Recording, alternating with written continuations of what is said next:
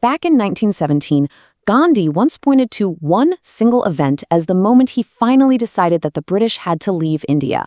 And it didn't start with some big political speech or a massive protest. Nope. It all started with one very persistent farmer from a little district called Champaran. And this one encounter, well, it became a massive turning point, not just for Gandhi, but for India's entire struggle for independence. So, you gotta ask, right? How did that happen? How does one farmer's complaint about a local problem grow into a movement that actually challenges an entire empire? Well, let's get into it. Okay, so to really get what happened, you first have to understand just how bad things were.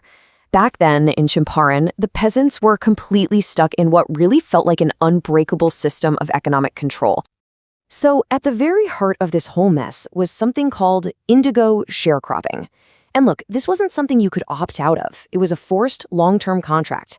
All the tenants had to plant 15% of their land with indigo, and then the entire harvest from that piece of land had to be handed over as rent. They were basically working that land for nothing. And this whole system, it quickly turned into a nasty trap. After years of this forced planting, Germany developed synthetic indigo. All of a sudden, the natural crop was worthless to the landlords. But instead of just, ending the deals, the landlords spotted an opportunity, a loophole. They offered to release the peasants from the 15% rule, but only if they paid for it. It was just pure extortion, plain and simple. Now, this whole system was built to crush any kind of resistance. It was designed to keep people down. But what it didn't count on was one guy, just one peasant, who decided he'd had enough. And this is that guy, Rajkumar Shukla. He was a poor sharecropper, couldn't read or write, but he was absolutely determined. In 1916, he went all the way to the Indian National Congress session with one mission. Somebody, somewhere, had told him, "You need to talk to Gandhi." And that's exactly what he set out to do. You have to admire Shukla's persistence here. It was just incredible. Gandhi was a busy man. He had appointments all over India. So what did Shukla do? He followed him, literally everywhere. For weeks, he just stayed by Gandhi's side at his ashram, begging him, "Fix a date." Finally, impressed by this guy's grit, Gandhi gave him a date months down the road. And sure enough, months later, when Gandhi shows up in Calcutta, there's Shukla right there waiting for him. And this next part just perfectly captures how low-key their arrival was. Shukla took Gandhi to the house of a big-shot lawyer, a guy named Rajendra Prasad. Prasad wasn't home, and his servants, well, they didn't know who Gandhi was. They just saw Shukla, this poor farmer they recognized, with another guy who looked just as poor. They figured he was another peasant and wouldn't even let him draw water from the well, thinking he was an untouchable and that his touch would pollute the entire well. Yeah, that's how Gandhi arrived. So from this really humble start, Gandhi starts to roll out his method. And it was something nobody there had ever seen before. This wasn't about lawsuits or speeches. It was about changing the people themselves from the inside out. So the local lawyers are telling Gandhi all about their court cases, and he just cuts right through it all. He saw the real problem. He realized that for people who are this crushed, this terrified, the legal system is completely useless. He said the real problem wasn't the contract, it was the fear. The only real relief for them, he said, was to be free from it. So he just flipped the entire script. Instead of the old way, these expensive, slow-moving court cases that never really helped, he did something totally different. He started a massive first-hand investigation.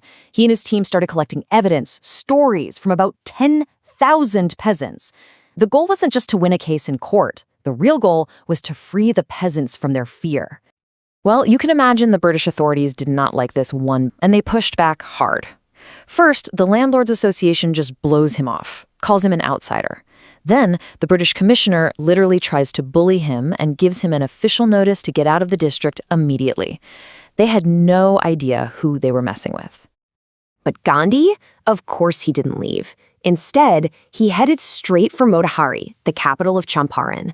And this is where things get really dramatic. This sets the stage for a showdown that would become the first major victory for civil disobedience in modern India. So picture this, a messenger from the police superintendent comes up and hands him this official notice to get out of town. And what does Gandhi do? He calmly signs the receipt and then just writes right on it that he was going to disobey the order. So simple, but so powerful. Of course, he was immediately summoned to court. Now in court, he does something brilliant. He doesn't get bogged down in legal arguments. He pleads guilty. And then he explains why. He basically says, look, I'm caught in a conflict of duties. On one hand, I have a duty to obey your law, but on the other, I have a duty to these people I came here to help. He said he was breaking their law not out of disrespect, but in obedience to a higher law, the voice of his conscience. Well, word that the Mahatma, who was there to help them, was in trouble with the authorities spread like wildfire. And the next morning, thousands, literally thousands of peasants just show up. They march into town and surround the courthouse. They weren't being violent, they were just there. The officials were stunned, totally powerless. This was it. This was their first real moment of being free from fear. The government was just baffled. They were totally overwhelmed. And the crazy thing is, they couldn't control the crowd without Gandhi's help. He had to help them regulate the people. They postponed the trial, and after talking it over, the authorities made a shocking call. The case was dropped. And just like that, the Battle of Champaran was won.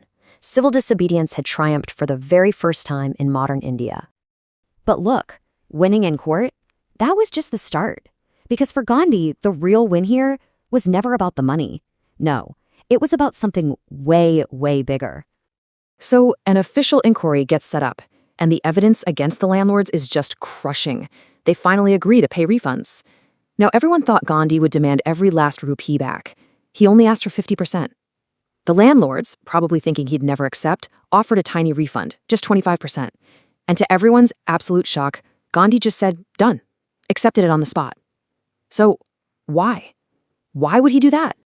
It's because Gandhi was playing a completely different game. His goal wasn't about the money, it was about psychology. He wasn't trying to get the biggest refund, he was trying to break the landlord's power and build up the peasants' courage. See, the amount of the refund was way less important than the simple fact that the landlords were forced to give something back. By surrendering that money, they surrendered a huge part of their prestige, their power over the people. They had been forced to bow to the peasants. And that one simple act, it changed everything. Suddenly, the peasants saw that they had rights and that they had people who would defend them. They learned what courage felt like. And within just a few years, the British planters just left. They abandoned their estates, and that whole abusive system of indigo sharecropping just disappeared. And this brings us to the final and maybe most important lesson that Gandhi left them with. When his lawyer friends wanted to bring in an English supporter to help their cause, Gandhi was totally against it. He said, look, your cause is just, but you have to rely on yourselves to win this battle. You shouldn't be looking for a prop. True freedom, he showed them, doesn't come from a powerful friend or a legal win. It comes from self-reliance, from the courage you find inside yourselves.